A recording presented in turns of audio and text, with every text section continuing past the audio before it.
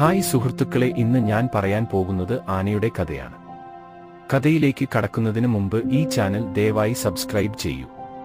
ഒരു കാടിന് നടുവിൽ മനോഹരമായ ഒരു ആനയുണ്ടായിരുന്നു. അവിടെയുള്ള എല്ലാ മൃഗങ്ങളിലും ഇത് ഏറ്റവും പ്രശസ്തമാണ്. ആരെയും സഹായിക്കാൻ ആന എപ്പോഴും തയ്യാറായിരുന്നു. ഒരു ദിവസം ഒരു ചെറിയ എലി ആനയുടെ കാലിൽ ഇഴയുകയായിരുന്നു. വലിയ കാൽ കൊണ്ട് എലിയെ കേടുകൂടാതെ എടുക്കാൻ കഴിയുമെന്ന പ്രതീക്ഷയിൽ ആന എലിയെ ഉയർത്തി. ആനയുടെ ദയയ്ക്ക് നന്ദി പറഞ്ഞ് എലി അതിന്റെ സുഹൃത്തായി. അടുത്ത ദിവസം വനത്തിൽ വൻ തീപിടുത്തമുണ്ടായി. എല്ലാ മൃഗങ്ങളും ഭയപ്പെടുന്നു.